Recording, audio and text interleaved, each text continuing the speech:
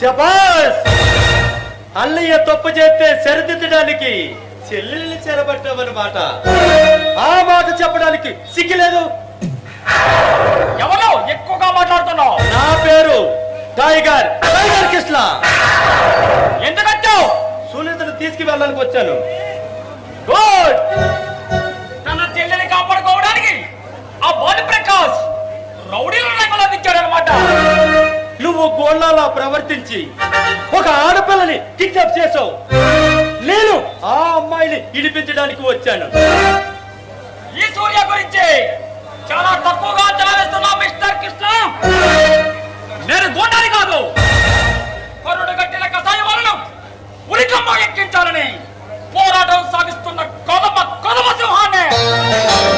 నువ్వు సింహానివే, వీరులా పోరాడు. అంతేగాని ఆడపిల్లని అడ్డు పెట్టుకొని పనులు సాధించుకోవడం వీరుడు చేసే పని కాదు. నీ చేత నీతిని చెప్పించుకునేవాడు కాదు సూర్య. మర్యాదగా వచ్చిన దాన్ని వెనక్కి వెళ్ళావు. వెళతాను, ఈ అమ్మాయిని తీసుకొని వెళతాను. అసంభవం అని చెప్పారుగా, అర్థం కాలేదా? అసంభవం అనే మాట నా జీవితంలో లేదు. అనుకుని సాధించడమే నాకు అలవాటు. కాదని అడ్డుపడ్డావా కాళ్ళు విరిచి పక్కగా పారేస్తాను. అంతని మనగాడువా? నేనెంతటి మనగాడో చూడాలని ఉందా? నా దమ్మెట్టడానికి చూపాలని ఉంది. అవకాశం నీకు లేదు సూర్య. ఎందుకంటే నేను ఎవరినైనా ఆడేస్తాను, దేవుళ్ళైనా ఓడిస్తాను. అమ్మాయికుల్ని బెదిరించి కొడుకు నింపుకునే నీవు పెద్ద వీరులో పోటీ పట్టకు. అమ్మాయికిల్ని కాపాడుతానే తప్ప వాళ్ళ బెదిరించే భయపెట్టే అలుపుల్ని కాదు నేను.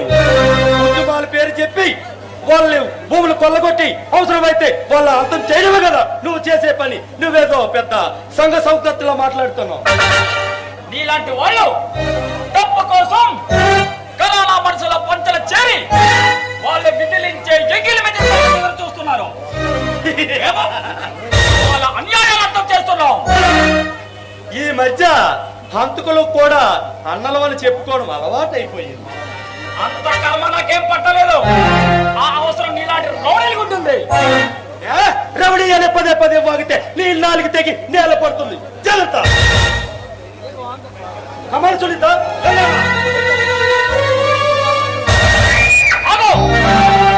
మర్యాదగా ఆమెను వదిలి వెళ్ళు. లేదంటే ఈ జీవితంలో ఇదే ఆఖరి రోజు అవుతుంది. అది నేను చెప్తున్నాను. మర్యాదగా అడ్డు తప్పుకో, లేకపోతే ఇప్పుడే నీ బతుకు తెల్లారిపోతుంది.